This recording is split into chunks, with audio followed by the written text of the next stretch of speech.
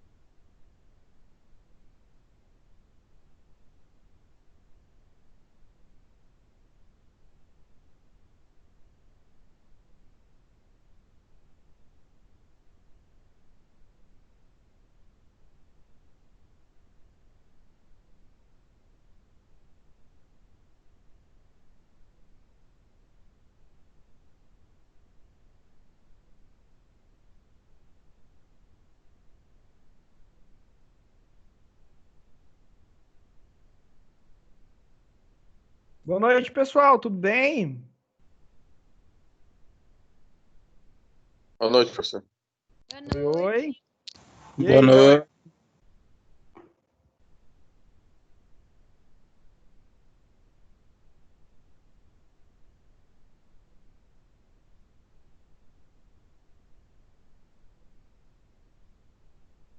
Tudo bem? Como vocês estão? Estão me ouvindo?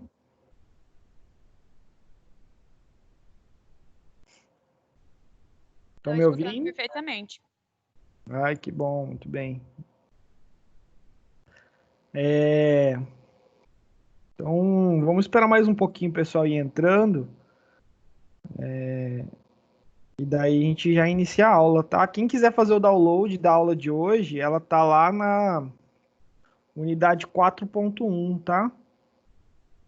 Então vocês conseguem fazer o download lá na unidade 4.1, no momento aula. Tá, o download do. Vocês conseguem fazer o download desse arquivo, tá bom? Esperar uns minutinhos para que a gente consiga, então, ter maior aproveitamento, maior participação dos colegas. Professor, Oi? já temos a confirmação que as aulas retornaram no dia 18? Então, ainda não tenho essa confirmação. Eu acho que para a semana que vem deve sair algum comunicado, mas ainda não passou nenhuma informação 100%, Ok. Obrigada. porque eu acredito que nós retornaremos de forma gradual, né? Que não vai ser tudo de uma vez, eu não sei. Infelizmente, agora nós temos que aguardar. E assim que eu ficar sabendo, eu vou mandar e-mail para vocês daí falando, tá?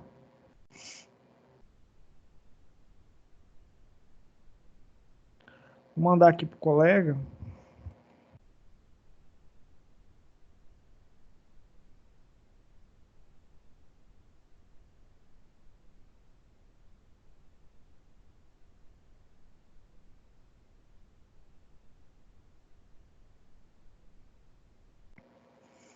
Muito bem.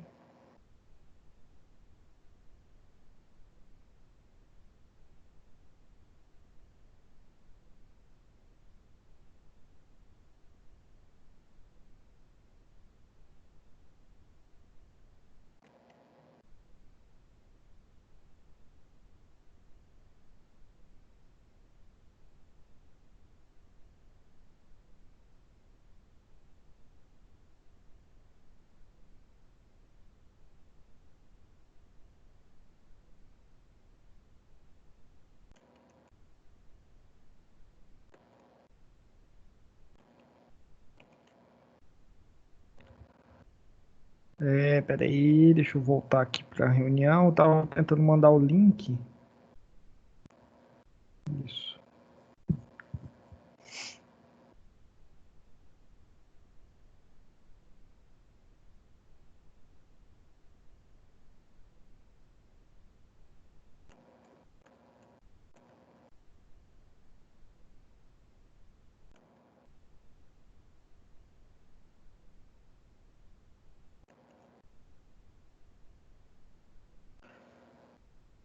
Pessoal, vamos iniciar então. O colega que estava pedindo ali, eu consegui.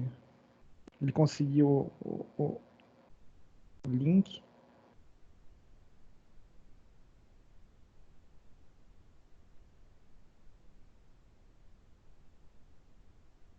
Bom, então vamos começar a nossa aula hoje, pessoal. Pode ser? Tranquilo? Todo mundo pronto? Caderninho na mão? Ou então, é, ou então o, o, sempre quando eu faço aula online, eu tenho um arquivo do Word onde eu vou copiando e colando as coisas mais importantes ali. Então, eu acredito que vocês devem fazer alguma coisa parecida, né? Alguma coisa voltada para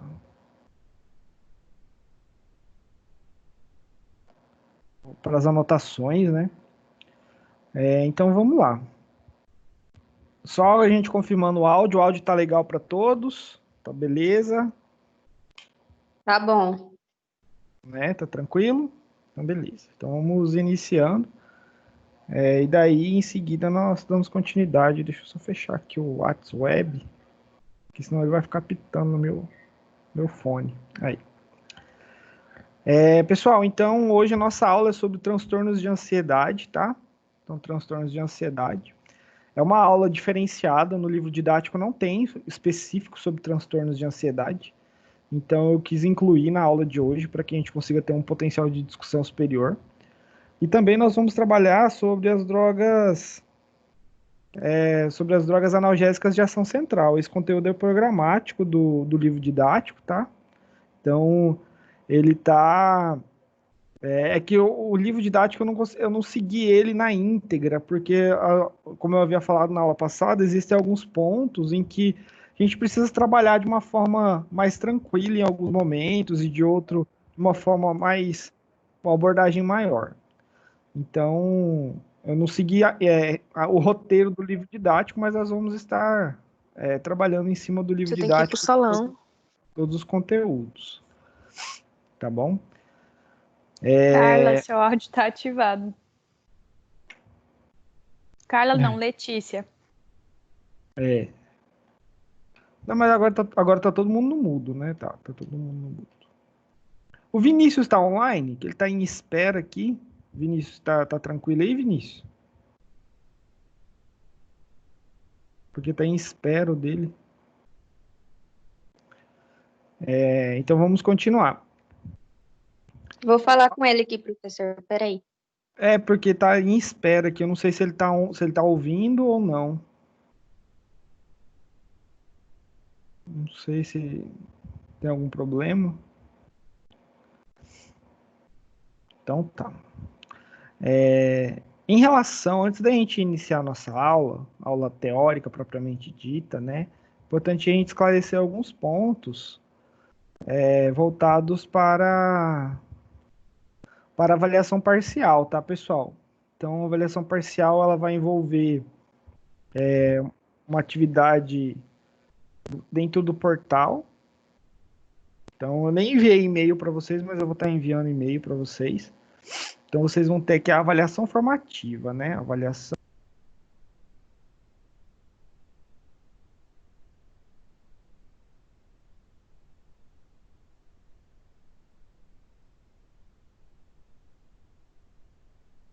Professor, ficou mudo.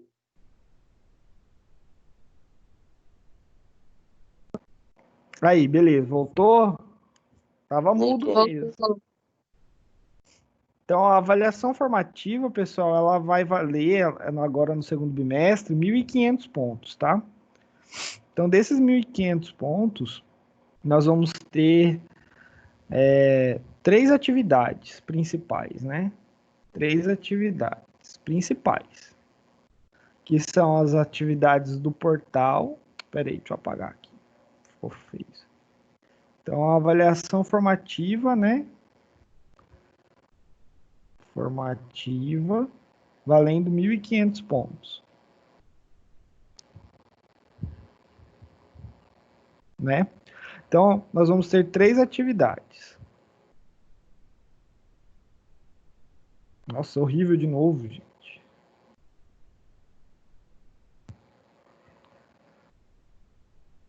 Aí, agora sim. Então, a primeira atividade é em relação às atividades de pré e pós-aula, da unidade 3, que vai valer 300 pontos. Depois, a mesma atividade de pré e pós-aula da unidade 4, que vai valer mais 300 pontos. E daí, pessoal... Peraí, deixa eu colocar o Cleito aqui, adicionar o Cleito. E daí nós vamos ter 2 aulas valendo 200 pontos cada. 200 pontos cada. Então, total, aqui nós vamos ter um total de 1.000 pontos. Só esses 1.000 pontos são relacionados à participação e desenvolvimento das ações da disciplina, tá? Então, vocês podem estar fazendo as atividades da unidade 3 e unidade 4. Eu consigo acessar o desempenho de vocês lá no portal. E esse acesso, nós precisamos estabelecer um período. Eu vou colocar mais um slide aqui para a gente colocar o período. Peraí. Então, essas atividades e as aulas, elas vão valer 200 pontos cada.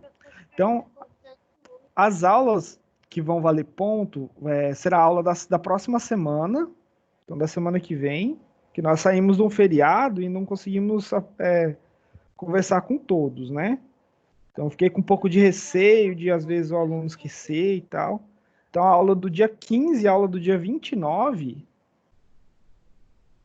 Aula do dia 15 do 5 e a aula do dia 29 do 5, elas vão valer 200 pontos, ou seja, quem tiver presente na aula vai ganhar 200 pontos, tá? Isso da avaliação formativa, da parcial. As datas para a entrega da unidade 3 e unidade 4, nós vamos trabalhar assim. Da unidade 3, a devolutiva, até dia 20, desculpa, 20 não, é 17, que é um domingo. 17 do 5. E a unidade 4, deixa eu confirmar a data aqui no calendário, até dia 29 do 5.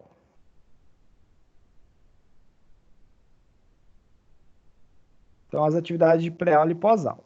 No dia 17, eu vou lançar as notas de vocês, certo? Aqui, lançam as notas de vocês. E no dia 29, né, que aqui vai valer 300 pontos. E no dia 29, quem acessar, eu vou lá, baixo, né, eu faço download da planilha e consigo acessar e ver quem tem as notas. Até aqui ficou claro, pessoal? Sim. Ficou. Que bom. Aqui, Ficou, sim, senhor.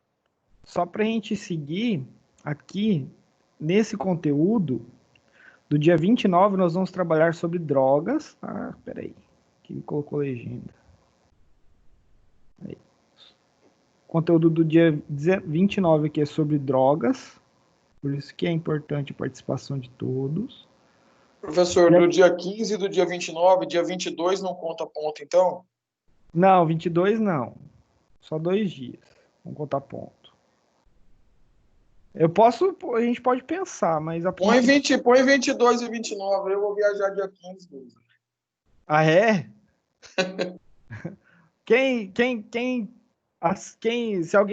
Se ninguém se opor, eu posso mudar, isso é tranquilo. Eu me oponho, não gosto do Alessandro, não. Cadê o coleguinha? Cala a boca, rapaz. Eu quero saber para onde que o Alessandro vai com esse coronavírus. Exatamente, sem apoio a viagens. Tem que ficar em casa. Então vamos colocar aqui 22. Pode ser, não tem problema não. Isso aqui é tranquilo. 22. Obrigado, professor. E aqui nós vamos falar então sobre epilepsia, sobre os fármacos utilizados na crise convulsiva. Só que daí vai mudar o cronograma. Daí na semana que vem, então, nós vamos falar sobre transtornos alimentares, que a aula do dia 22 era sobre transtornos alimentares. Combinado? Fechou? Então, crise convulsivas, fármacos anticonvulsivantes, daí a gente vai falar do famoso Gardenal, né, o fenobarbital. E é uma aula bem interessante, eu gosto bastante dessa aula. E a aula sobre drogas, que é sempre uma aula muito boa, eu sempre gosto muito dessa aula. Uma aula que sempre dá muita polêmica, discussão e tal. Então é uma aula muito boa essa aula sobre drogas, por isso que eu escolhi os temas. Tá bom? Daí O nós senhor temos... gosta de ver desentendimento, então, né? Hã? O senhor gosta de ver briga, então, né? Bem isso. Então, sobrando ainda tem uma atividade que vai valer 500 pontos.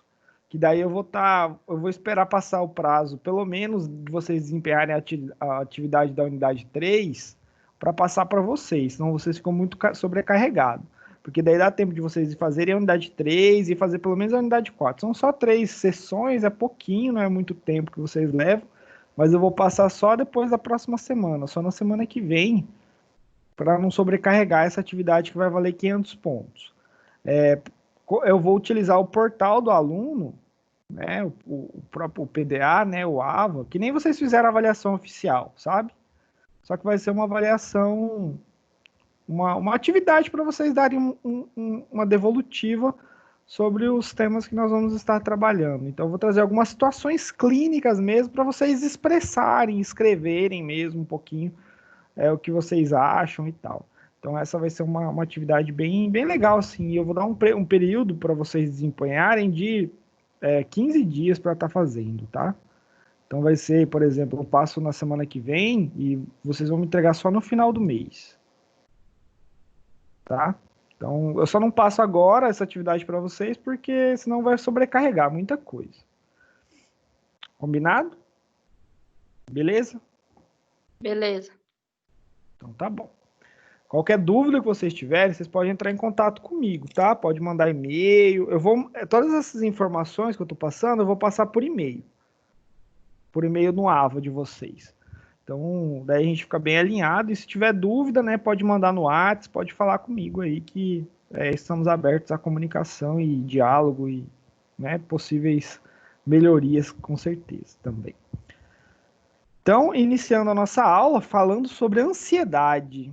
Então, quando eu coloco uma imagem como essa, né, Luan Santana, nessa época aí o Luan Santana ainda estava novinho, né, hoje ele está mais acabado.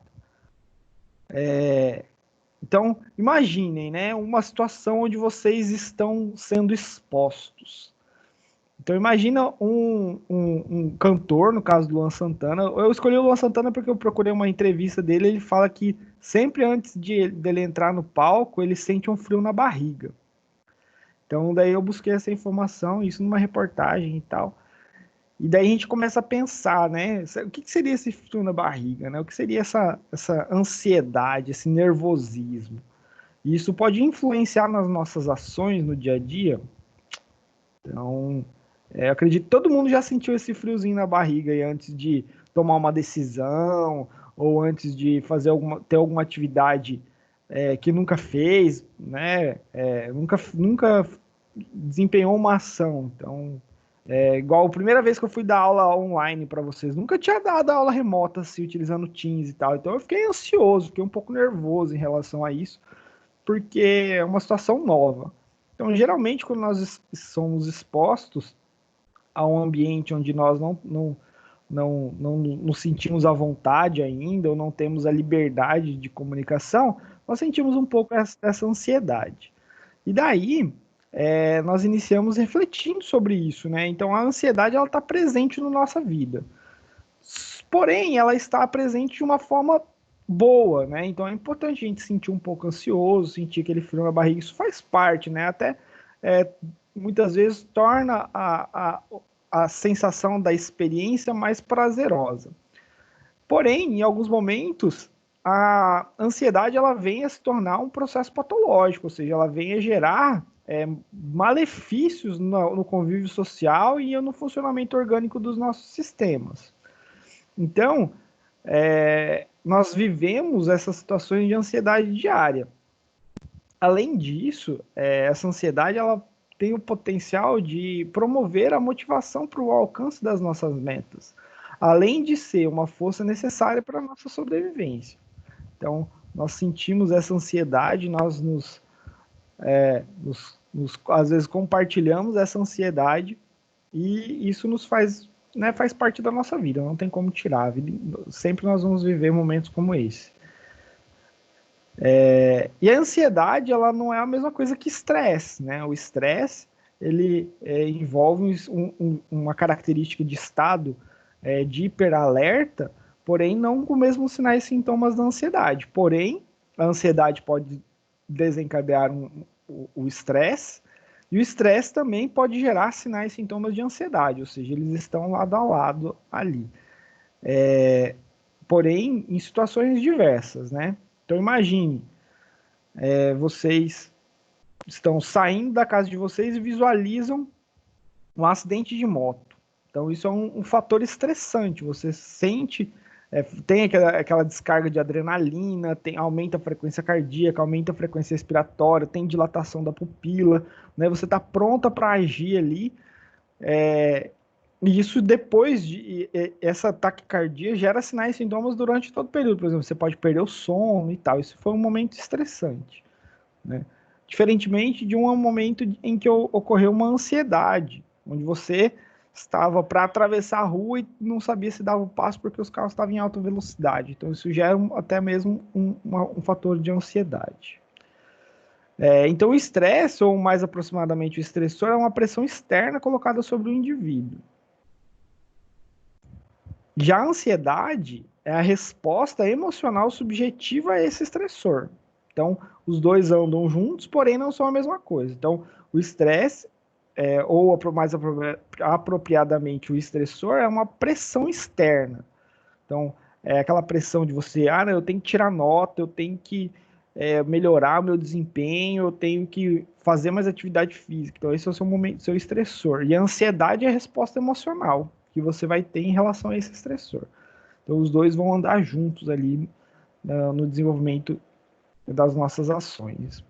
E daí eu trouxe o conceito de ansiedade, para a gente começar pensando aqui um pouco sobre a ansiedade. Então, a ansiedade é uma resposta emocional, por exemplo, apreensão, tensão, desconforto, né, de antecipação de perigo, cuja fonte é conhecida ou reconhecida. Desculpa, cuja fonte não é, né? Não é conhecida ou ela é reconhecida. Então, essa resposta emocional ela é muito variável, ou seja, cada indivíduo apresenta a resposta de forma diferente. E ela pode ser considerada até mesmo patológica quando ela vai interferir na eficácia da vida de uma pessoa. Então, a partir do momento em que a ansiedade ela começa a se tornar um fator limitante do convívio social, limitante das relações sociais, limitante do desenvolvimento da própria pessoa, ela se torna, então, patológica. Podendo alterar o alcance das metas desejadas ou até mesmo a satisfação e conforto emocional razoável. Juntamente com a ansiedade, nós temos o pânico. Vocês já estudaram sobre o pânico? Não é o filme, tá? Vocês estudaram já sobre o pânico? Já? Em psicopatologia, vocês estudaram sobre o pânico? Não. Ainda não? Eu não me recordo não, prof. Então, o pânico, ele é um sentimento, ou seja, é uma exacerbação da ansiedade. Então, o pânico, ele é um sentimento repentino e avassalador de terror ou ameaça iminente. Porém, muitas vezes esse terror ou ameaça iminente, ele não vai se traduzir em uma realidade. Exemplo, muitas vezes muitas pessoas têm pânico de entrar em um avião. Por quê? Porque acha que a ameaça iminente do avião é que ele caia e a pessoa morra. Só que a gente sabe que o avião é um dos veículos de transporte mais seguros do mundo. Mesmo assim, acontecem os acidentes. E esse, no caso do pânico, que é o tipo mais grave de ansiedade, ele geralmente vem acompanhado por sinais e sintomas comportamentais, sinais e sintomas cognitivos e fisiológicos, considerado fora da faixa de expectativa da normalidade, ou seja, a pessoa desenvolve um pânico em relação a uma situação vivenciada, né? O estresse pós-traumático ele pode gerar situações em que pode gerar uma situação de pânico. Estresse pós-traumático é vivência muito comum, muitos trabalhos existem voltados para os veteranos das guerras. Isso tem muito trabalho, acredito que vocês devem ter lido alguma coisa já nesse sentido. Já a fobia, eu trouxe a definição aqui também, fobia já é um medo, né? Fobia é um medo marcado pela presença ou antecipação de um objeto ou situação específica, exposição que provoca quase que invariavelmente uma resposta imediata de ansiedade ou ataque de pânico, ainda que o sujeito reconheça que o medo é excessivo e irracional. Eu lembro que eu trabalhava com uma profissional na minha equipe, eu trabalhava com ela, e ela tinha fobia de barata. Por quê? Ela tinha um medo voltado para a presença da barata ou antecipação de que aparecesse uma barata. E essa exposição dela, toda vez que ela via uma barata, então ela tinha uma resposta imediata de ansiedade e até mesmo um ataque de pânico. Então, ela não tinha controle sobre o seu estado emocional. E ela conhecia isso, ou seja, o sujeito reconhece o medo. Ela sabia que era excessivo e irracional. Tem gente que tem, por exemplo, muito medo, um medo acima de aranha, de altura, né? Daí existem várias definições, por exemplo, aracnofobia. De altura eu não me lembro agora. Mas enfim, existem várias fobias, o medo do escuro, o medo de ficar sozinho. E isso se transforma em um medo que ele é excessivo e irracional. Ele não condiz com a realidade vivenciada pela pessoa. E isso precisa de tratamento, tanto psicológico, né, de vocês, terapeutas, quanto farmacológico. Importante destacar que o estímulo fóbico ele é evitado ou vivenciado com desconforto significativo. Isso pode atrapalhar muito o desempenho da vida da pessoa. Então, esse desconforto que a pessoa tem em relação à fobia, ele é muito importante, pode impactar. Imagina uma pessoa que tem medo de altura e mora em Nova York. Então, Nova York é uma cidade cercada de prédios. Imagina, para ela conviver e conseguir ter um relacionamento normal, ela se sente muito mal. E isso é muito trabalhado em vários filmes, né? Tem vários filmes que trabalham nessa questão do medo, medo excessivo e irracional, que é a fobia. E daí nós temos também associado, tudo isso associado aos transtornos de ansiedade, nós temos o transtorno obsessivo compulsivo. O transtorno obsessivo compulsivo, então, ele envolve obsessões, né, que são pensamentos, impulsos ou imagens que vão causar uma notória ansiedade no indivíduo, gerando, então, comportamentos ou atos mentais repetitivos, que, por vezes, tentam o quê? Neutralizar a sensação de ansiedade que o indivíduo está sentindo. Então, o transtorno obsessivo compulsivo, ele traz esses pensamentos, impulsos ou até imagens, e isso pode trazer um malefício para o indivíduo. Um exemplo, né, o caso clínico do Pedro. Então, o Pedro tem 33 anos e é casado. Tudo que o Pedro faz, ele faz em 3 vezes. Por exemplo, ele bate 3 vezes na porta, escova 3 vezes o dente, faz sua higiene em 3 vezes. Só que o que acontece? Durante o trabalho, o Pedro, trabalha como contador, ele realiza sempre os cálculos em 3 vezes. Então, ele faz uma vez e confere mais 2. Porém, as suas planilhas são sempre as últimas a serem entregues aos clientes, o que está gerando uma insatisfação a esses clientes. Ou seja, o transtorno obsessivo compulsivo do Pedro é de realizar tudo 3 vezes, porque ele tem muito medo de errar, então isso gera um estado de ansiedade. Aí o que acontece? Ele repete, ele certifica e faz tudo em 3 vezes. Só que o que acontece? Isso está gerando uma alteração na sua dinâmica de trabalho, gerando insatisfação dos clientes. E isso pode refletir na perda de clientes e, consequentemente, o quê? Na diminuição da renda dele. Então, pode impactar, de uma forma geral, na vida do Pedro. Então, o Pedro precisa de ajuda de vocês, psicólogos, e precisa de ajuda também da farmacologia, que é o que a gente vai falar hoje. Então, esses transtornos de ansiedade, eles apresentam um potencial de tratamento farmacológico com medicações que são amplamente disponíveis e conseguem ter uma boa resposta a esse tratamento, né? Em relação aos medicamentos utilizados, os mais comuns são os ansiolíticos, que a gente já falou, né, aqui na disciplina, que envolvem os benzodiazepínicos, com os principais ansiolíticos destacados, o clonazepam, o diazepam e o alprazolam. E também o indivíduo pode fazer uso de inibidor seletivo da recaptação de serotonina, com a sertralina e fluoxetina, ou fluoxetina. Por quê? Porque esses medicamentos eles são capazes de garantir um melhor estado para esse paciente.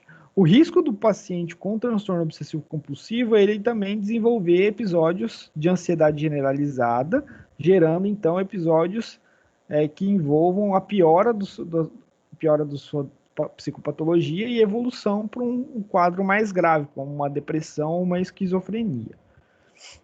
O paciente também pode fazer uso de antidepressivos tricíclicos, como a mipramina, né, que é inibidor da monoaminoxidase, né, da IMAL. E também existem medicamentos antihipertensivos, como propanolol e a clonidina. A clonidina também apresenta uma reação significativa. Ela tem um antihipertensivo de ação central. Esses medicamentos eles são indicados, então, quando diagnosticado o indivíduo com transtorno de ansiedade. Então, o indivíduo foi lá, foi identificado com transtorno de ansiedade. Muitas vezes vocês, enquanto psicólogos, durante o atendimento, identificam essa psicopatologia e encaminham pro clínico, daí no caso psiquiátrica, para ele poder estabelecer o tratamento farmacológico. E muitas vezes o tratamento dos transtornos de ansiedade eles estão associados com abuso de substâncias. Então, é importante que, se vocês observarem, em vários filmes isso é retratado. O paciente, o indivíduo, ele tem geralmente filme policial, né? Filme policial tem muito disso. O transtorno de ansiedade, se vocês assistirem o filme Duro de Matar, então aparece, né, lá da década de 90 e tal, 90, anos 2000 ali, eles trabalhavam, eles tinham muito essa representação do policial desenvolver transtorno de ansiedade, então ele precisava fazer terapia e tal. Então isso é muito importante e ele estava muito associado também com o abuso de álcool. E aí o que vai acontecer? A partir do momento que o indivíduo começa a usar ansiolítico, por exemplo, ele tem que abandonar o uso de álcool, gerando então um quadro de abstinência, né? E isso pode gerar situações importantes. Ele pode até desenvolver episódios convulsivos e estado epilético, e um estado epilético também, né? De desenvolver episódios convulsivos. Aqui eu tenho alguns exemplos, né? Frontal, muito conhecido, né, muito utilizado como ansiolítico, que é o alprazolam. Ele é muito utilizado. Lorazepam também, ó, muito utilizado. Existem outros, né? Outros medicamentos que são da classe dos benzodiazepínicos que são utilizados. O mecanismo de ação, então, desses fármacos. Então, as substâncias ansiolíticas, elas têm a função de deprimir os níveis subcorticais do sistema nervoso central, principalmente o sistema límbico e a formação reticular. Elas podem também potencializar os efeitos dos poderosos neurotransmissores inibitórios, né, que é o GABA, no cérebro, produzindo assim um efeito calmante. Esse é o mecanismo de ação dos benzodiazepínicos, que a gente já falou na aula. Então, esse efeito calmante. Então, esse efeito de, às vezes, não deixar esse paciente totalmente no 220, dar uma desligada nele, deixar ele mais tranquilo, né? O problema é que, como efeitos adversos, então, o indivíduo pode apresentar situações mais significativas. Professor, Oi? Tem uma medicação literalmente chamada GABA. Seria para ajudar na produção desse neurotransmissor? Então, o certo seria eu ver, né? Eu posso até pesquisar o medicamento, porque às vezes tem que ver se não é o nome farmacológico, não é o nome fantasia, né? Então, às vezes o nome, mas tem que ver qual que é o princípio ativo, porque o GABA, ele é um neurotransmissor inibitório. Então, a função daí, no caso, é deixar ele mais ativo, ou seja, ampliar a ação do GABA. Então, porque ele inibe e o indivíduo vai ter um episódio de estresse. Então, eu preciso que esse GABA não esteja inibido, ele seja aproveitado, seja utilizado, para que a pessoa se sinta mais calma e tenha um sono. Mas o ideal seria a gente saber o nome do princípio ativo, que daí a gente consegue dar uma olhada e verificar. posso dar uma pesquisada daqui a pouco e visualizar isso. Mas agora, de cabeça, eu não me recordo. Ok. Tá bom? Se você achar, você pode compartilhar com a gente aqui também o nome do princípio ativo que a gente encontra, que a gente discute daí, tá? Tá bom, então. Oi? Eu tenho uma pergunta. No caso da convulsão ali, pela abstinência da bebida, essa convulsão se dá porque a pessoa está sentindo a falta da bebida ou dá se ela beber? Não. No caso do indivíduo que está fazendo uso de ansiolítico, o indivíduo vai desenvolver episódio convulsivo em relação à abstinência do álcool. Entendeu? A abstinência ela pode causar episódio convulsivo. No caso, se ele estiver fazendo uso de ansiolítico, o ansiolítico ele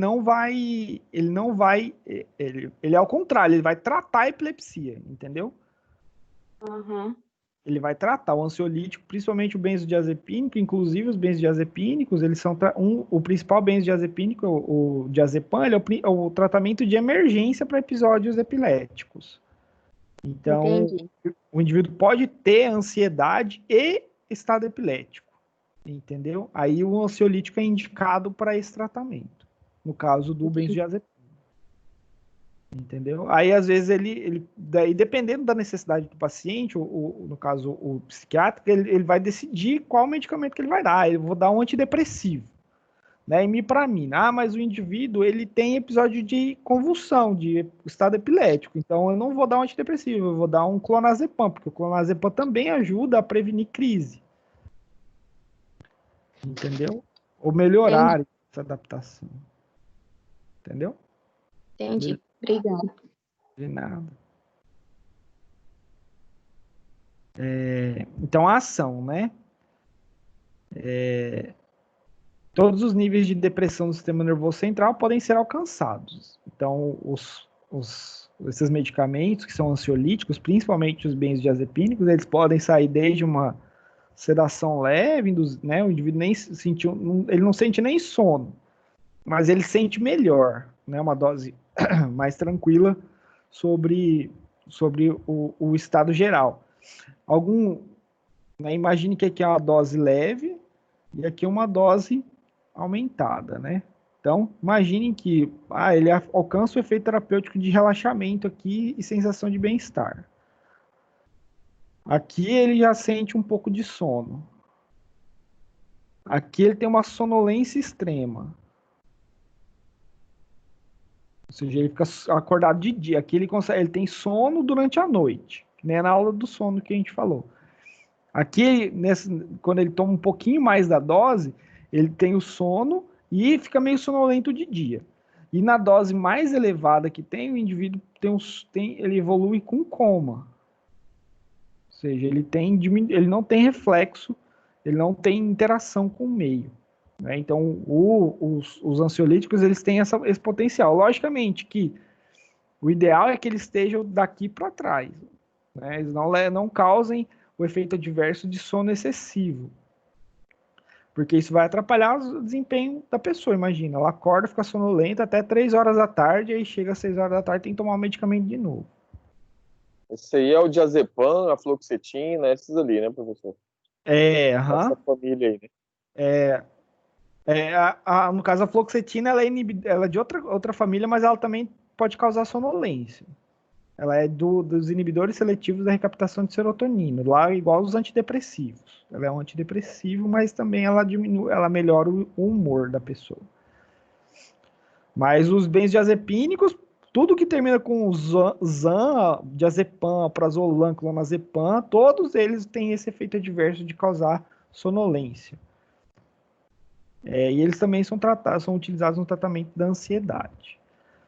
Algumas precauções ou contraindicações. Primeiro, se o paciente, isso aqui é para todo medicamento, né, gente? Se vocês pegarem a bula de qualquer remédio, ele vai falar: pessoas que têm hipersensibilidade conhecida não devem fazer uso desse medicamento. Então, hipersensibilidade é alergia. Então, indivíduos que têm hipersensibilidade, ou seja, já tomaram uma vez, apresentou coceira, racho cutâneo, que são lesões na pele, falta de ar e tal, não devem usar o medicamento em um segundo momento, tá? Segundo, se o paciente já faz uso de depressor do sistema nervoso central, ele tem que tomar muito cuidado na hora de combinar. Então, no caso, o psiquiatra, ele tem que ser bem sensível nesse momento. Vai ser contraindicado quando a mulher está grávida ou amamentando e em casos de glaucoma do ângulo fechado. Por quê? Porque pode acontecer aumento da pressão intraocular. Então, glaucoma é aumento da pressão intraocular. E alguns fármacos, ansiolíticos, eles podem aumentar a pressão intraocular. E é contraindicado, então, como eu falei, em gestantes. Em idosos, deve-se observar, né, a terapêutica e a dosagem, para não gerar uma superdosagem, porque o idoso ele tem um metabolismo mais devagar do que o adulto normal. Em gestante é porque pode causar o aborto, alguma coisa assim? Em gestante, principalmente porque alguns medicamentos eles podem ultrapassar a barreira hematoencefálica. E podem, não necessariamente eles são teratogênicos, mas eles não são seguros. Entendeu? Eles não são considerados seguros no uso da gestação. Aí fica aquele limiar, né? Ou seja, se a mulher tomar, pode ser que faça mal para ela e para o bebê. Ou mais para o bebê, dependendo da situação. Então tem que tomar muito cuidado em relação à gestante. E lactação, por quê? Porque ele pode ser secretado no leite. Então daí a criança vai ficar muito sonolenta, pode até evoluir com uma parada respiratória. Então é contraindicado. Lógico que depende da dosagem e do medicamento, né? Eu estou falando de uma forma geral. Algumas interações medicamentosas. Primeiro, álcool. Então, ansiolítico, fazer uso do álcool, né? Com certeza vai gerar ou o efeito aumentado ou vai ter diminuição do efeito. Geralmente, né? Porque o álcool ele é depressor do sistema nervoso central, então o álcool ele pode gerar situações em que potencialize o rebaixamento do nível de consciência, evoluindo até um episódio de coma. Barbitúricos, né? No caso barbitúrico, o mais conhecido do barbitúrico é o Gardenal, né? O fenobarbital. Narcóticos, antipsicóticos, antidepressivos, todos eles vão interagir, né? Podendo aumentar ou não.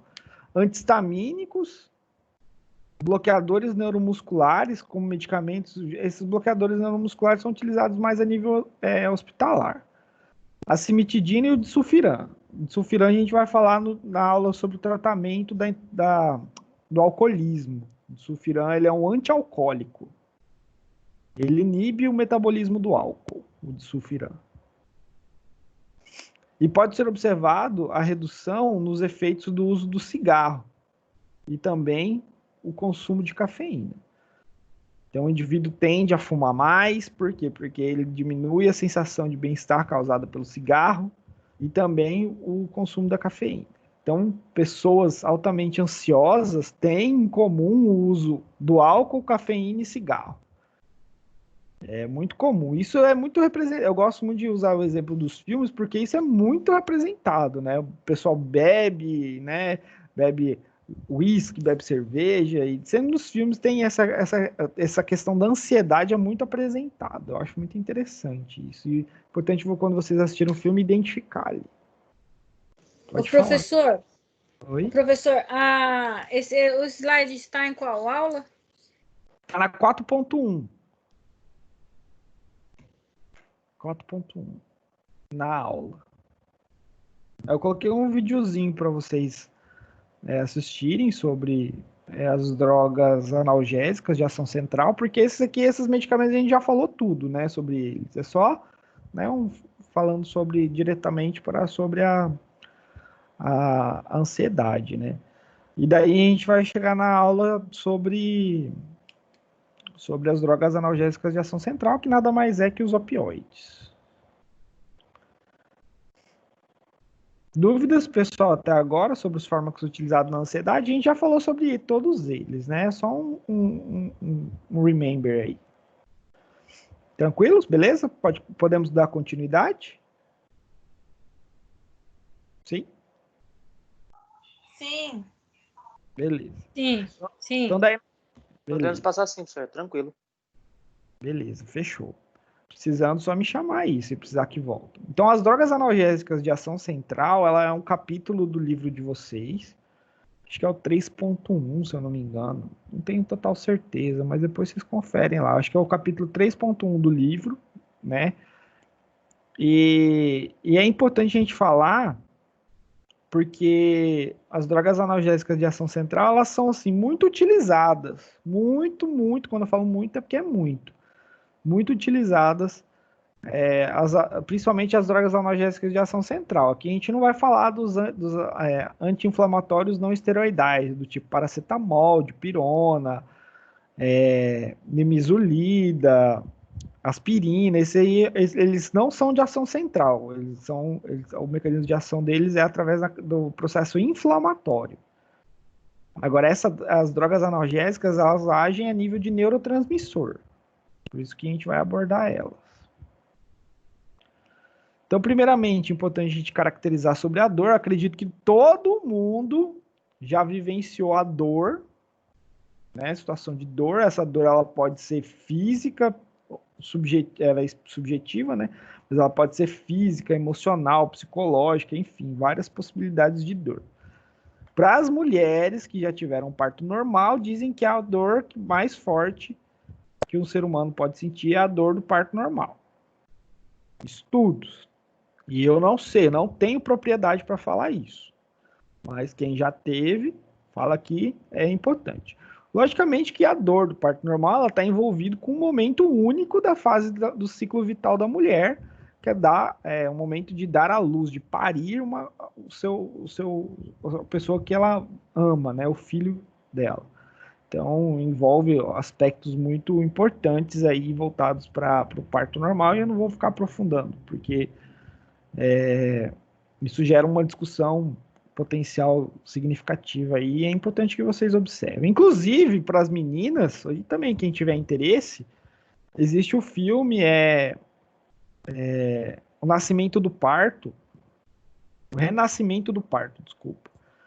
E eu acho que é interessante todo mundo ver, né, visualizar. É um filme educativo ali que fala sobre o parto normal, né, o parto natural. Então, quem tiver interesse depois, acho que tem no YouTube e tal, Renascimento do Parto. Ele é bem interessante. Não sei se tem na Netflix. Renascimento do Parto? É, o Renascimento do Parto. Deixa eu ver se eu acho aqui uma foto dele na internet, peraí.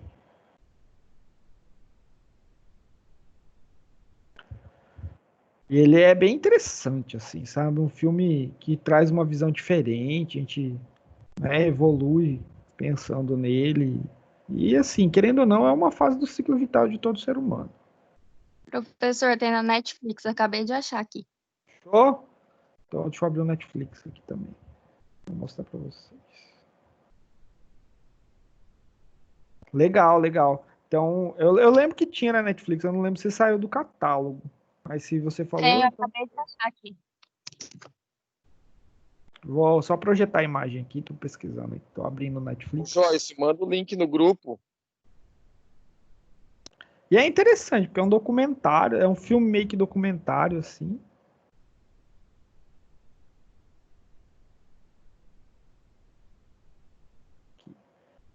Tem até o 1 e o 2. Ó.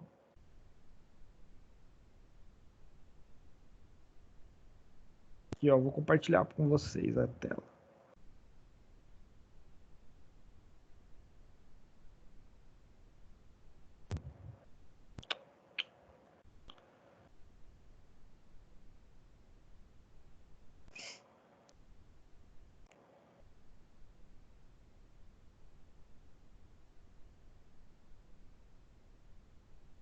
Esse aqui, ó, menino, pessoal. O Renascimento do Parto. Ele é de 2013, ó, é 1h30. E eles falam sobre essa questão do parto e tal. Tem ó, o renascimento do parto 2, do 3, né? Então, é interessante, assim, para vocês verem e tal, do contexto biológico da situação. Tudo bem, voltamos à aula, então. Deixa eu voltar aqui. Aí. Voltou a apresentação? Então, a dor, ela é uma experiência subjetiva e ela é difícil de definir exatamente, né? Então, biologicamente, nós, profissionais de saúde, nós precisamos de um nível de avaliação dessa dor. Então, existem duas escalas que ajudam bastante nós entendermos um pouco sobre a dor do indivíduo, né? Uma escala é a escala analógica de dor, então, a escala 1. Então, o indivíduo ele vai caracterizar a dor dele entre de 1 a 10, sendo que 1 é a ausência de dor e 10 é a dor mais forte que ele sentiu na vida. Aí o indivíduo vai avaliar. E tem a outra avaliação subjetiva, que é a avaliação da escala de faces de dor. Então, existem 5 faces, né?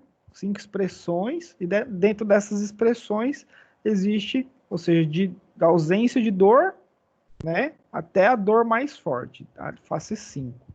Eu não tenho aqui a imagem para vocês, mas existe. E isso é avaliado. Então, isso é nível subjetivo e individual, ou seja, a percepção de dor de um indivíduo é diferente de outro indivíduo. Então, isso a gente tem que caracterizar de uma forma extremamente significativa. Então, a resposta à dor, ela não é a mesma. Por quê? Porque a resposta ela pode ser direta ou indireta. Então, ela pode ser direta quando está associada a um evento indesejável, que leva a uma lesão tecidual, como, por exemplo, um trauma. Então, eu coloquei aqui essa clássica imagem aqui do joelho ralado. Quem nunca levou um tombo e ralou o joelho ali, né?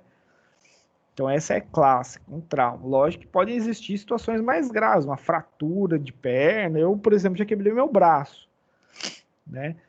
Ou então a dor de uma inflamação. Quem aqui não teve dor de garganta, por exemplo? Infecção amidalite, infecção das amígdalas. Muito comum também.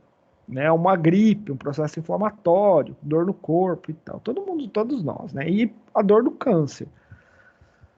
O câncer também ele tem uma característica muito significativa em relação à dor. Inclusive, um dos fatores que avaliam a qualidade de vida do indivíduo com câncer é se ele tem dor ou não.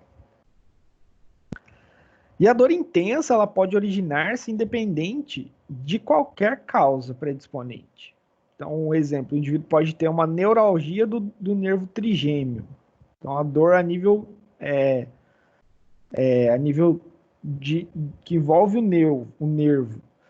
Tem indivíduos, principalmente quem faz exercício repetitivo, tem a dor voltada para o carpo. Né? Tem uma dor no braço, ou então a dor a nível cervical, ou então a dor do nervo ciático, que é aquela que passa atrás da perna. Então, é uma dor que pode originar e ela é muito intensa. E ela pode Esse até nervo mesmo... trigêmeo é localizado onde, professor? O trigêmeo, ele é localizado na face, se eu não me engano. Do trigêmeo. Peraí, deixa eu confirmar aqui para vocês. O trigêmeo. Já volto aqui. E daí, enquanto eu vou verificando, eu vou falando da dor do membro fantasma. Então, o que é a dor do membro fantasma? A dor do membro fantasma, ela é uma dor que envolve um processo em que o indivíduo ele tinha uma lesão, né, uma lesão ou na perna ou no braço, né? Isso acontece muito com pacientes com diabetes. Então, o indivíduo tinha diabetes, desenvolveu uma lesão. E ele tinha uma sensibilidade de dor, né? Então, o que acontece? Esse indivíduo, ele precisa ser submetido a uma amputação. O nervo trigêmeo é na face. Vou mostrar uma foto aqui para vocês. Aqui, ó. Espera aí que eu já vou copiar ela aqui e colar no slide.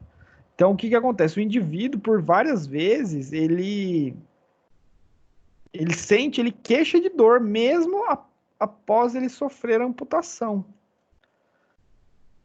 Então, às vezes, o indivíduo sofreu a amputação, ou seja, tinha lesão, não tinha capacidade de recuperar essa lesão, então foi realizada a amputação e ele sente dor, como se, por exemplo, ele amputou na altura do joelho a perna, mas ele sente dor no dedo do pé. Então é a dor do membro fantasma.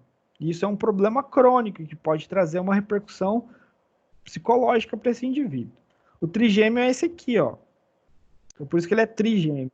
Ele tem 3 terminações.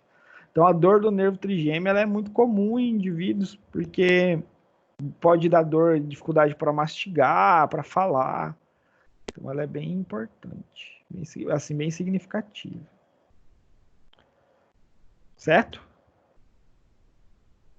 O professor, só para me anotar, a dor no membro fantasma, o que causa na pessoa? Não se a dor no membro que foi amputado, não. O que é que dá o problema neural, alguma coisa assim? Não deu para me anotar. É assim, ó. Imagina, o indivíduo tinha uma lesão que não tinha viabilidade, então teve que fazer uma amputação.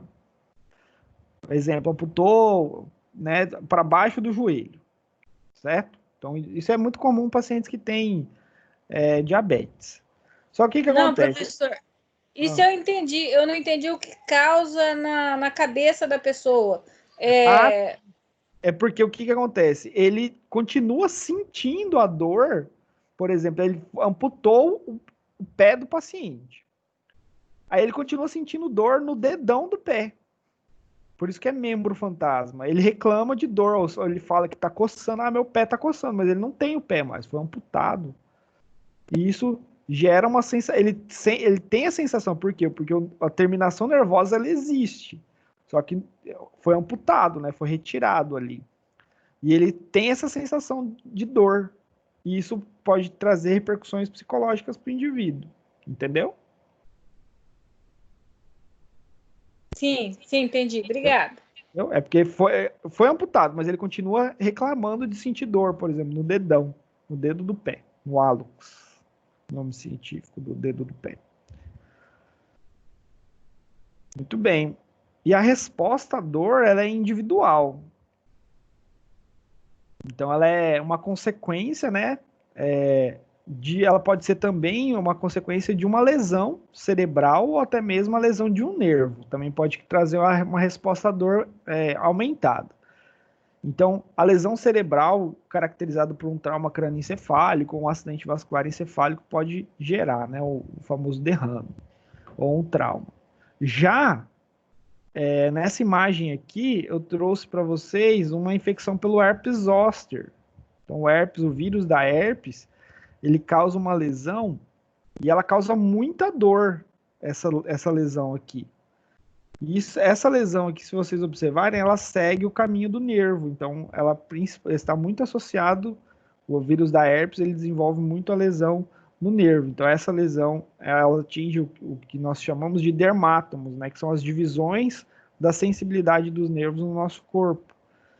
Então, a lesão por herpes, ela causa essa dor, né, essa nevralgia, uma dor em relação associada aos nervos, e mesmo após o tratamento, com melhora dessas lesões, o paciente ainda tem a sequela, ele pode persistir sentindo essa dor por um longo período de tempo, ou quando ele é exposto a situações adversas, por exemplo, exposto a frio, exposto a estresse, exposto a calor extremo. Isso é viral? Viral, viral, é um vírus da herpes. Herpes zoster. O nome dessa patologia aqui é o herpes zoster. E ela é altamente contagiosa, hein? Altamente. Então aqui essas vesículas, deixa eu apagar aqui, peraí. Essas vesículas, elas são altamente, elas contêm um líquido seroso e é extremamente rico de vírus. Então é altamente infeccioso. Zoster. Então, se vocês conhecerem alguém que tem herpes zoster, não toque nas feridas nunca, não compartilhe a toalha, troca de roupa e tal, tá? Porque é altamente infeccioso. E a resposta à dor, então, ela gera diferenças de intensidade, né? Então, cada indivíduo ele vai ter a sua sensibilidade e também o estímulo que vai provocar, ele vai ser diferente entre si. Então, o estímulo, por exemplo, de você estar andando e ter uma queda, é um estímulo mais leve. Agora, você ser atropelado é um estímulo maior, né? E ela é reconhecida clinicamente que muitos analgésicos, ou seja, o medicamento que combate a dor, eles contêm um princípio ativo fundamental, que é a morfina. Então, a morfina é o principal medicamento para o tratamento da dor a nível central. E eles podem reduzir substancialmente o sofrimento da pessoa associado à presença de dor. Logicamente que a gente precisa considerar o componente afetivo, né, que pode ser, no mínimo, tão significativo quanto o componente antinociceptivo. Então, antinociceptivo é você diminuir a dor do paciente. Eu lembro de pacientes que, quando eu cuidava na UTI, quando eu trabalhava na UTI, ou então até mesmo pacientes que estavam em uma unidade de emergência, que estavam sofrendo um episódio agudo da vida deles, por exemplo, teve uma queda de moto e tal, e o paciente reclamava de muita dor. Teve uma fratura exposta de tíbia, né, e tal, e esse paciente reclamava de muita dor. Então a gente foi lá, nós fizemos analgésico. Primeiro a gente sempre inicia com analgésicos que tem uma potência moderada, né, então é um anti-inflamatório, não esteroidal, mas ele é forte, não tão potente quanto uma morfina. E utiliza um opioide, que geralmente é o tramadol. E daí, mesmo após essa administração desses medicamentos, o paciente estava com queixa de dor. Daí nós aumentamos o potencial de medicação analgésica, então foi administrado morfina e o paciente reclamava de dor. Aí o que eu fiz? Eu falei, não, esse indivíduo, a dor dele não é só física, ele tem aspecto emocional envolvido. Aí eu fui lá, chamei um familiar dele, falei, vem cá, vem ver o paciente, seu parente e tal. Aí quando o familiar desse indivíduo chegou, esse rapaz que tinha sofrido o trauma, um acidente, uma fratura exposta e tal, ele ia ser encaminhado para o centro cirúrgico, ia fazer uma cirurgia e tal. E quando ele falou com o familiar dele, ele teve uma melhora. Ou seja, ele ficou mais calmo, diminuiu a ansiedade e, com certeza, consequentemente, diminuiu o potencial de dor que ele estava sentindo. Então, muitas vezes, o tratamento biológico, ele não é somente ele, né? Ele não vai conseguir resolver todos os problemas. A gente precisa dar voz ao indivíduo também. E a nocicepção, né? Então, a nocicepção, que é a sensação de dor, ela acontece sob condições normais, que a dor está associada à atividade de impulsos em fibras aferentes primárias de pequeno diâmetro, que é a C e a A, dos nervos periféricos. Então, esses estímulos de dor, eles vão envolver, então, desde a capacidade do indivíduo sentir a dor a nível periférico e ter a resposta a nível central. Vou colocar um mudo aqui que está dando um eco. Então, aqui, pessoal, nós temos a representação, ó, nesse esquema, que nós temos, então, o fluxo de dor, então a dor pode ser tanto a nível central, então um exemplo, uma cefaleia intensa que envolve um AVC, então o paciente vai sentir dor a nível de sistema nervoso central, diferentemente do indivíduo que sofre, por exemplo, quando a gente está fazendo comida e queima a mão, então sente a dor a nível periférico, essa dor ela caminha a nível medular, essa resposta é trabalhada a nível medular e depois trazida a nível central, né? Esses nervos, os nossos nervos, nós possuímos terminações sensitivas nos tecidos periféricos. Então, a pele, a epiderme, e também nós temos esse estímulo nociceptivo de sentir a dor, nós temos nos músculos e nos nossos órgãos também. Quando nós somos sujeitos a vários tipos de estímulos, sejam eles mecânicos, térmicos e químicos.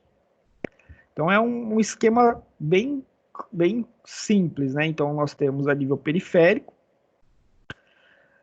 que o indivíduo pode sentir a dor, então, no caso aqui é representado um trauma, né? Ele vai sentir a dor, essa informação ela vai ser encaminhada para o cérebro e o cérebro vai trazer a resposta, né?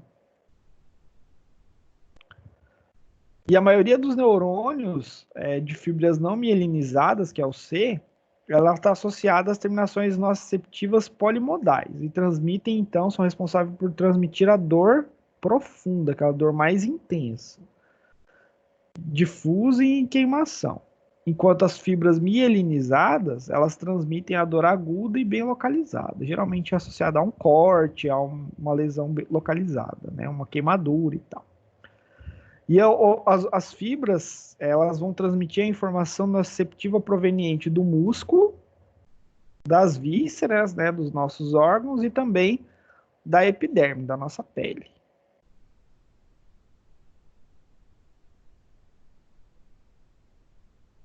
Importante destacar que os neurônios que envolvem, então, a percepção de dor, que é a nocicepção, os neurônios nociceptivos, aferentes, eles vão liberar o glutamato e possivelmente ATP como neurotransmissores rápidos em suas sinapses centrais no corno dorsal. Então, a gente vai ver que a morfina vai agir sobre o glutamato. Então, a ação do glutamato nos receptores AMPA ela é responsável pela rápida transmissão sináptica na primeira sinapse do corno dorsal. Então, a gente vai, a hora que eu for explicar sobre a morfina, a gente vai ver que ela vai agir sobre o glutamato. Então, aqui nós temos o exemplo, né, ó. Então, um indivíduo sente calor, ou frio, ou pressão, ou lesão tecidual. Isso vai gerar o quê? Uma resposta, né, através de prostaglandina, gerando uma resposta inflamatória, mas também vai gerar o estímulo nociceptivo, que vai ser direcionado para a medula espinhal e depois ser encaminhado lá a nível de centro do sistema nervoso central.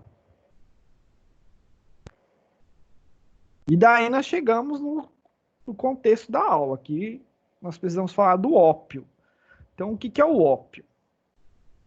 O ópio é um extrato do suco da papoula, que o nome científico dela é Papaver soniferum, que contém, então, o quê?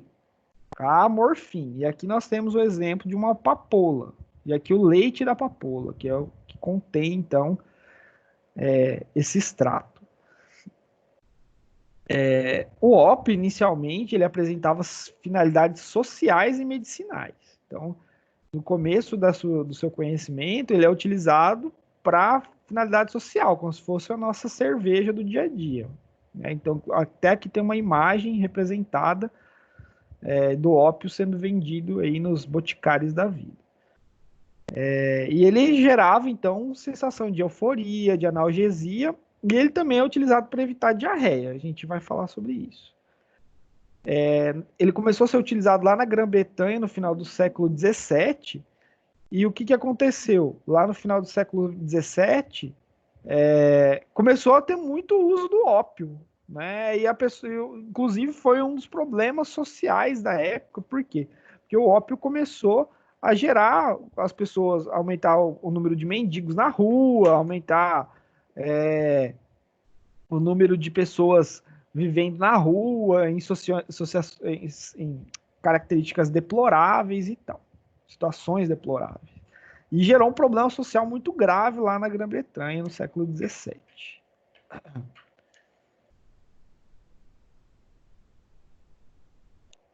E daí nós temos que os fármacos analgésicos de ação central, nós temos que a morfina é o principal deles. Né? E ele é um agonista parcial dos receptores opioides micro. E aqui nessa tabela, aqui nessa imagem ao lado, ó, nós temos o quê? Nós temos o potencial de eficácia desses analgésicos. Então, os analgésicos que apresentam alta eficácia, ou seja, uma alta resposta, nós temos alfentanila, fentanila, hidrocodona, miperidina, metadona, morfina, oxicodona, ramifentanila e sulfentanila. Muitos desses medicamentos eles são utilizados a nível intra-hospitalar, tá? A oxicodona, morfina e metadona, eles já são vendidos em forma de comprimido. E o fentanil, ele é utilizado, ele é como se fosse um cotonete, né? Que você utiliza inalando ele, você introduz no nariz e inala ele. É uma forma diferente. Já como representantes de uma eficácia analgésica moderada, nós temos a buprenorfina, a nalbufina e a pentazocina.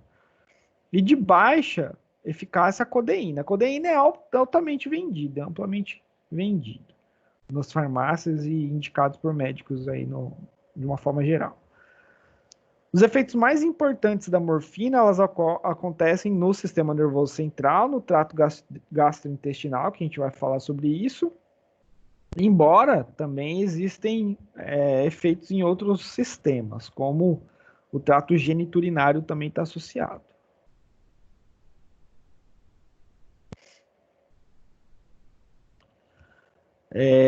Então aqui eu apresento o mecanismo de ação, né, dos opioides. Então aqui nessa imagem, então a ativação do receptor de opioide, ele diminui então o influxo do cálcio em resposta ao potencial de ação, diminuindo a liberação de neurotransmissores excitatórios como o glutamato.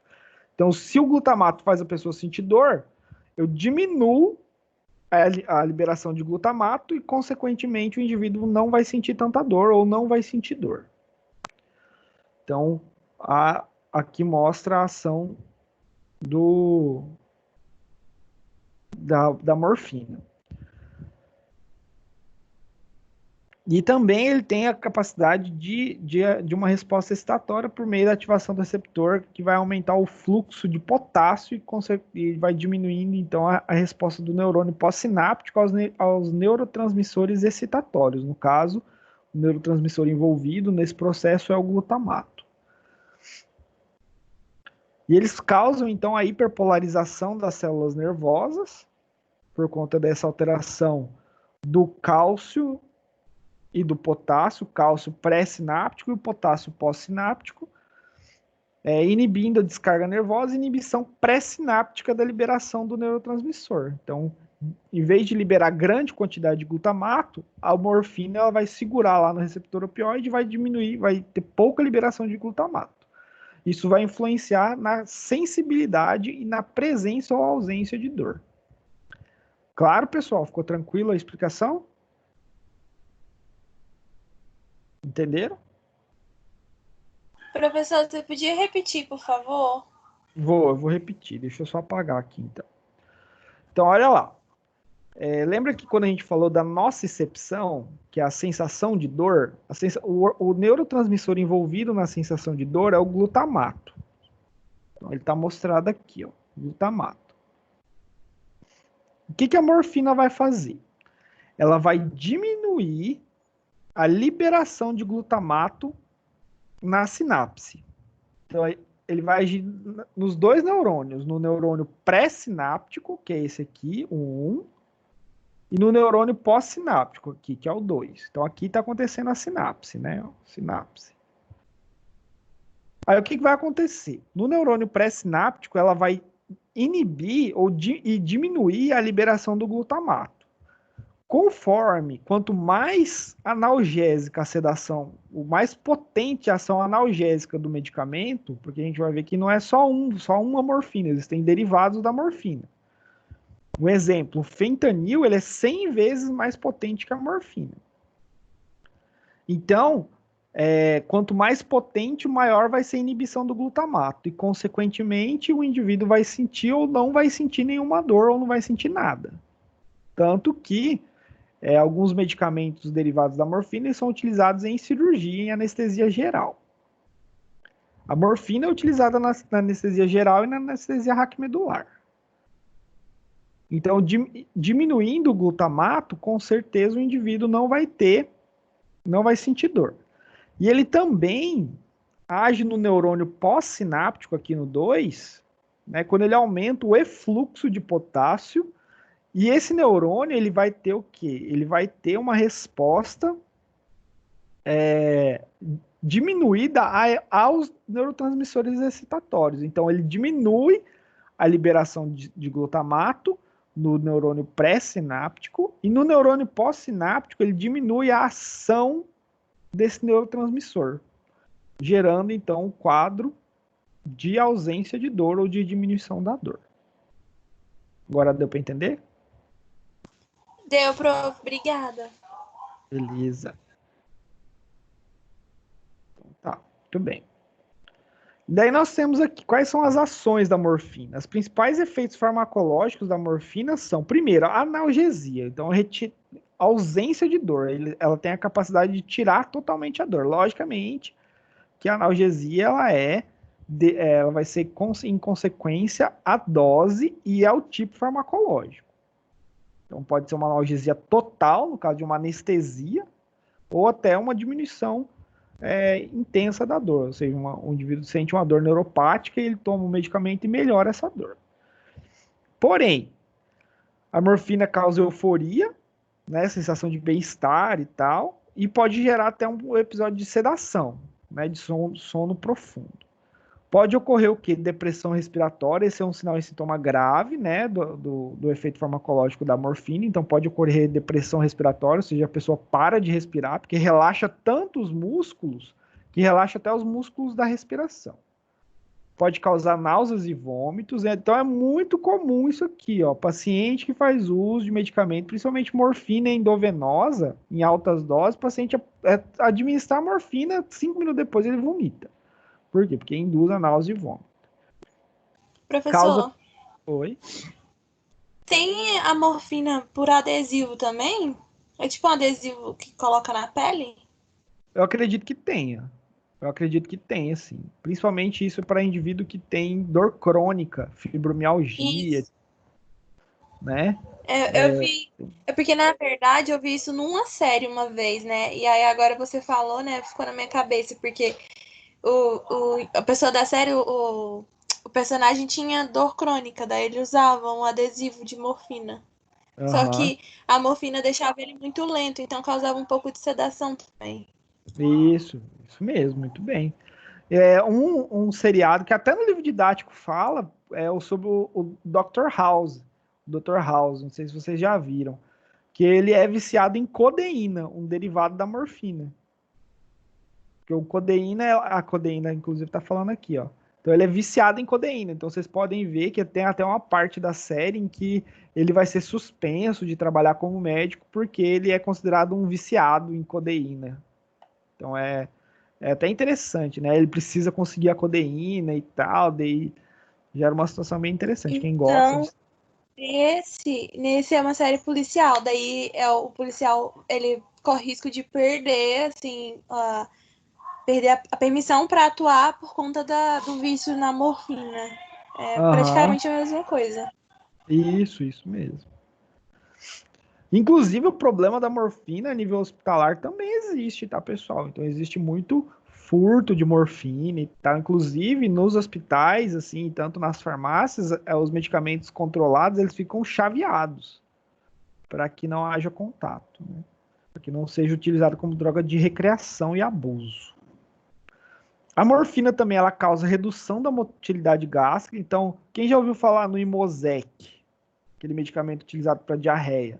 Então, o Imosec ele é um derivado da morfina, porque ele reduz a motilidade gastrointestinal. Então, ele diminui a peristalse do intestino, levando à constipação. Então, o paciente tem diarreia, ele melhora. Né? Só que o problema é gerar um efeito adverso de uma constipação prolongada. E um dos mais comuns é paciente que faz uso de morfina tem liberação de histamina. Então, eu falo isso porque eu trabalhei muito tempo em unidade de emergência. Então, era o seguinte, o paciente chegava com um infarto agudo do miocárdio. O paciente com infarto agudo do miocárdio não tem que fazer analgésico leve de pirona, tem que fazer analgésico potente. Então, o analgésico potente de escolha é a morfina. Faz 2 miligramas de morfina no paciente, 2 a 4. A hora que a gente administra, passa 1 minuto, o paciente está coçando o nariz. Coça o nariz, coça o olho, começa a coçadeira. Por quê? Porque ele libera histamina. Então é clássico esse sinal e sintoma. Aí melhora a dor, mas ele sente coceira. Professor. Oi? A administração da morfina, se ela for em excesso, o paciente pode virar óbito. O paciente pode apresentar esse sinal e sintoma aqui, ó, depressão respiratória. Que é o mais grave. Então, Professor. pela depressão respiratória, ele pode vir a óbito daí. Então, Isso, pode, porque ele para de respirar, dependendo da dose, né? Oi? Professor, o tramadol, ele se encaixa em alguma dessas questões? Sim, o tramadol ele é derivado da morfina. Também, né? Ele é derivado da Ok. morfina, só que a ação da morfina é superior em 10 vezes à ação do tramadol. Então ele é inferior a 10 vezes. A gente já fica besta o dia inteiro com tramadol, imagina como. Aham. Isso mesmo. Aí você imagina o fentanil, que é 100 vezes mais potente que a morfina. Então é muito, muito significativo. Tanto que são drogas utilizadas em anestesia, né? Em coma induzido e tal. Muito bem. E aqui eu trouxe um exemplo, né, para vocês dos fármacos. Então a codeína, ó, paracetamol e codeína, esse medicamento aqui, ele é muito utilizado, principalmente para quem tem dor muscular. A morfina, né, ela também é utilizada, a morfina também existe em comprimido. O fentanil, ó, o fentanil, então é só a venda, aqui ele até fala, uso restrito em hospitais, então o fentanil não tem no Brasil venda. Né? E o tramadol, que nem você falou. O tramadol aqui, ele é um dos mais comuns e mais utilizados aí de analgésicos opioides, que é de ação central, mas que tem uma ação inferior. É uma ação não tão potente assim, né? Mas que causa, logicamente, uma analgesia muito superior a um paracetamol, por exemplo, a uma dipirona. Né? Nem compara o potencial analgésico de um medicamento com Com certeza, você dorme o dia inteiro com um trem desse. Dorme mesmo. Então aqui, ó, nessa imagem, nesse gráficozinho aqui, para a gente entender um pouquinho sobre o pico do efeito e a duração da ação. Então a morfina, ela demora 20 minutos para alcançar o pico e dura até 4 horas. A mipiridina, que ela é um outro derivado da morfina, ela tem o pico em 15 minutos e ela dura de 2 a 4 horas. E a fentanila, o pico dela é quase que imediato, porque ela é feita endovenosa. Então faz na veia, é imediato. 5 minutos já atinge o pico e ela tem uma duração mais curta, de 15 a 30 minutos. Tanto que o paciente, quando está em terapia intensiva, lá na UTI, e ele precisa estar em ventilação mecânica, ele recebe continuamente, né, no soro, o fentanil. Para que não ocorra, para que o pico sempre mantenha alto. Professor, oi? Como é que é o nome que tipo de remédio que é usado quando você vai fazer aquele do estômago lá? Como é que é o nome, meu Deus? A endoscopia. Isso. A endoscopia, o médico ele faz 1 ou 0,5 ml de fentanil e ele faz 2 ml, de 2 a 3 ml, de 1 a 3 ml de midazolam. Então ele usa um benzodiazepínico e ele pode fazer um fentanil, mas o fentanil é uma dose bem baixinha, só para você relaxar. Mas esse aí acaba, tipo assim, eu só me lembro que quando eu fui fazer, ele só falou, vira de lado. Eu já apaguei também, não vi mais nada. Porque por inalação, né? Tem por inalação, não, mas esses são endovenosos. Geralmente é feito endovenoso. Quando é inalação, é utilizado óxido nítrico. Que daí é óxido nítrico, isoflurano, que daí são os anestésicos inalatórios. E quando você acorda bobão, né? Já é bobão de natureza, acorda mais bobão ainda. Acorda bem sonolento. Eu fiz pela inalação, professor. Fez por inalação? Tem também. Tem que daí usa óxido nítrico e isoflurano. Aí é outro fármaco. Aí são gases anestésicos. É interessante também. Isso é serviço, né? É um serviço que vai escolher. A morfina, ela tem um problema de causar tolerância e dependência. Então, a tolerância, ela se desenvolve rapidamente. Então, o paciente que faz uso crônico de analgésico opioide, ele vai precisar aumentar a sua dose para alcançar o efeito terapêutico desejado. Né? Isso desenvolve em decorrência da dessensibilização do receptor. E a dependência... Peraí, que falhou, eu não entendi. E a dolantina? Quando eu fui operado do rim, eu tomei dolantina, se não tiver enganado o nome. Dolantina também é derivado da morfina. Por causa que a cirurgia era feita a laser, e conforme ia fazendo os choques, e o trem doía para valer. Eu me lembro que o médico falou, eu tomei 3. Ele falou, na terceira você não vai dar conta, eu vou levantar. Eu falei, eu vou levantar. Não levantei, não. Levanta, não. A Dolantina, ela também ela é mais potente que o Tramal, né, a Dolantina. Só que a Dolantina, ela tem uma sensação de dependência maior. Então, o problema do indivíduo é se tornar dependente da Dolantina. Eu administrei muito Dolantina em pacientes que apresentavam queimaduras. Então, quando eu trabalhava na UTI, paciente grande queimado, acontecia muito, em Rondonópolis tinha muito disso, né? Rondonópolis, Pedra Preta, Jaciara, né? Essa nossa região aqui. O que o povo gostava de fazer churrasco? Eu não sei como que tá agora, mas diminuiu. Pegava aqueles discos de carne, aqueles discos de trator, botava um álcool de posto embaixo para esquentar e metia o bife lá em cima. Aí Nossa, aqui em casa hoje. Aqui em casa a gente faz isso direto. Olha o perigo, gente. Isso é uma bomba. Não use isso aí, não, pelo amor de Deus. Aí o que acontece? Aí o que acontece? Acaba a primeira carga do álcool. Aí o pessoal vai lá pegar o álcool e vai preencher. Só que naquele momento o disco, ele tá altamente quente. Então o álcool não precisa nem chegar perto. Ele já explode ali. Então já acontecia muito isso. Deu uma diminuída de uns tempos para cá. Agora eu não sei, né? Porque eu não tô mais no hospital. Mas acontecia isso demais. Então se vocês fazem, não façam. Faz um espeto, faz no carvão, que não tem risco. Agora, fazer o disco de carne com álcool, então usar álcool gel. O álcool de posto, o álcool líquido é bomba caseira. E daí os pacientes ficavam lá, todos queimados, né? Daí a gente sempre administrava Dolantina. Aí o que acontecia com os pacientes? Eles desenvolviam tolerância. Ou seja, primeiro eles desenvolviam tolerância, antes a Dolantina durava 40 minutos o efeito, aí depois durava 30, aí 20, aí depois tinha que dar, no meio do curativo tinha que fazer mais uma dose de Dolantina, porque o paciente tinha desenvolvido tolerância. E chegava um momento em que o paciente falou, preciso dar aquele remedinho para eu dormir, que eu não estou conseguindo dormir, porque ele começou a se sentir dependente do medicamento, né? Dependência física. Então pode acontecer também, tá? Com todos os medicamentos. Oi? O que acontece mesmo a combustão?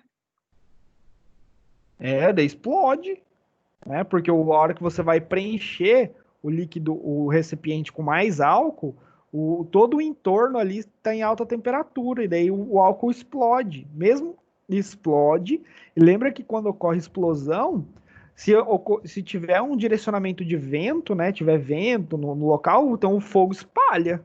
Então, eu já atendi pacientes que eles não estavam nem perto da churrasqueira, mas estavam do outro lado da churrasqueira, nas mesas lá do churrasco, o povo estava fazendo, e se queimou tudo, porque o fogo foi direcionado para eles.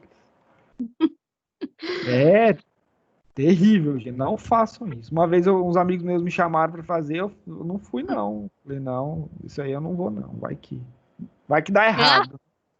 Perdeu o churrasco, hein? Perdi o churrasco. Desse jeito. E daí a síndrome de abstinência dos opioides. Ela tem 3 estágios. O primeiro estágio, o indivíduo vai lá, ele vai pedir a droga. Então ele vai apresentar ansiedade e tal. Vai falar, pedir, pelo amor de Deus, para pedir a droga, pedir a morfina, pedir a Dolantina. Aí depois de 8 a 24 horas, o que o indivíduo vai apresentar?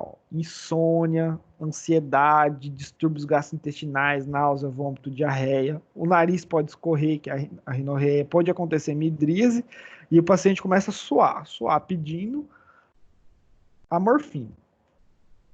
Em até 3 dias, o indivíduo vai apresentar daí aumento da frequência cardíaca, o coração vai disparar, vai ter náusea, vômito.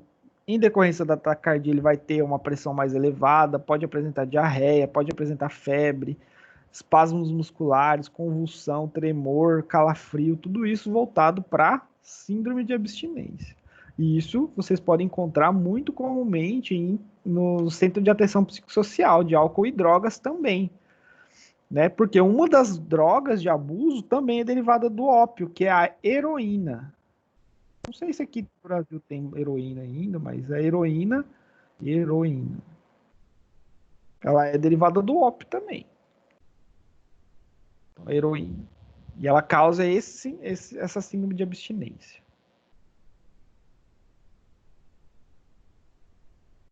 E existe um ponto importante, né? Que para a morfina existem os antagonistas.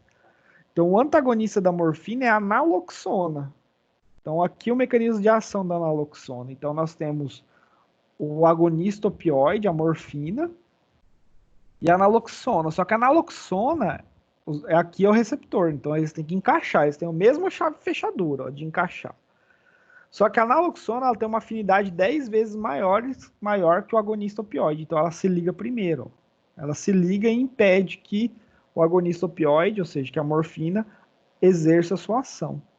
Ou quando ela está ligada, ela tira, ou seja, ela consegue tirar, desfazer a ligação da morfina e ela se ligar por conta dessa afinidade maior dela pelo receptor. E ela combate, ela melhora os sintomas da abstinência do indivíduo, a naloxona. E ela é utilizada, é a droga de escolha, utilizada nos casos de tentativa de suicídio. Quando a pessoa toma muita morfina, muito medicamento, morfina, tramal, codeína, enfim. Então, esses medicamentos com tentativa de cometer o suicídio. Então, a hora que chega para o atendimento médico, lá na unidade de emergência, a naloxona é o medicamento de escolha para utilização.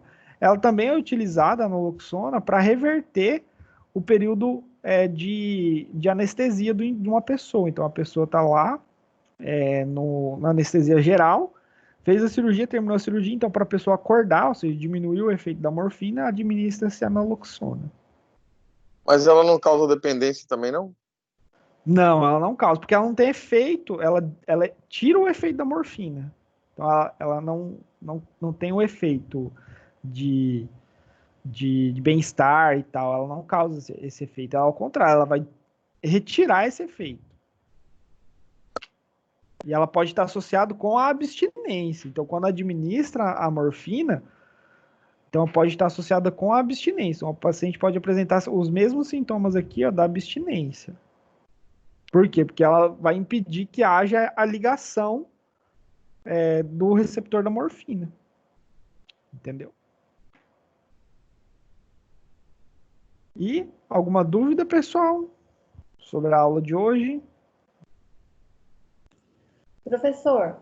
Oi. Então, o tramadol, ele não é, assim, o mais forte para tirar dor, né? A medicação mais forte. Tem mais forte que ele ainda, então. Tem. Isso tudo depende do nível de dor e da característica de dor. Então, se você, por exemplo, está com dor de cabeça e você tem 3 opções de remédio. Você tem uma dipirona, um Dorflex, né, que é dipirona com cafeína, e um tramal. Então, nessa opção, o tramal vai ser o medicamento mais forte para aliviar a sua dor. Mas existem medicamentos que têm a potência 100 vezes maior que o do tramal. Tipo assim, a dor crônica, para dor crônica, ainda teria um mais forte que esse. Teria, tem morfina, tem até fentanil para ser administrado em dor crônica. Então, a morfina ela é superior, ela chega 10 vezes superior à ação do tramal em si. Tá. Entendeu? Então, existem medicamentos superiores. E lógico, daí, né? Existem as associações para que haja potencialização do efeito analgésico. Então, pode administrar antihistamínico com analgésico e tal. Ou até mesmo ansiolíticos. Então, principalmente para dor crônica, é utilizado ansiolíticos. Inibidores seletivos da recaptação de serotonina são utilizados. Fluoxetina e tal. Certo? Certo. Mais alguma dúvida? Referências na aula de hoje. Rangdale, né, livro de farmacologia, é muito bom. Né, e o livro de psicofarmacologia. Tudo bem? Depois assistam o vídeo e tem um texto bem interessante que eu coloquei lá na pós-aula, tá, pessoal? Tem um texto bem interessante para vocês lerem lá, leiam com calma, o texto é bem legal. Ele fala um pouco sobre a dor crônica, que nem a colega perguntou. Então, os medicamentos opioides utilizados na dor crônica. Então, é um texto bem legal que eu disponibilizei para você lá na pós-aula da unidade 4, seção 1. Podemos encerrar nossa aula? Alguma dúvida? Posso ajudar vocês de alguma forma? A oficial 2 nossa está planejada para que dia, professor? Então, de acordo com o calendário, a oficial 2 seria por volta lá do dia 10 de junho. Na semana do dia 10, 11 de junho ali. Só que eu estou esperando informações que provavelmente serão passadas na semana que vem, eu acho. E daí eu atualizo vocês. Saiu um novo decreto hoje e parece que volta dia 18 mesmo. Vai depender da Croton agora. Isso é um ponto importante, né? Então vamos observar. Tomara que volte mesmo. Não vejo a hora de voltar. Eu quero que volte, mas eu acho que não vai voltar não, hein? Pelo que eu vi também o pessoal falando, não volta não. Já até as escolas públicas vão oferecer as aulas pela televisão também. Eu acho muito arriscado voltar ainda. Isso é numa sala igual a nossa de psicofarmacologia, você vê quase lotação máxima lá, como que vai ficar 1,5 metro longe um do outro? E eu pontos... vou de van. Eu vou de van apertar com um monte de gente. Tem todos esses quesitos aí que são importantes que a gente precisa levar em consideração. Então, assim que eu tiver novas informações, eu passo para vocês. Ok. Então, boa noite, boa sexta-feira e até semana que vem, hein? Conto com a participação de todos. Hoje estão de parabéns, 24 alunos presentes. Então, fiquei feliz, muito bem. E daí lembrem-se, né, das nossas aulas que vão ser avaliativas, do dia 22 e 28, tá? Não percam essas aulas, duzentinho aí na conta de vocês. Alô, boa noite, professor. Valeu, boa noite. Boa noite. Bom final de semana para todos, galera. Até mais. Até mais. Obrigado.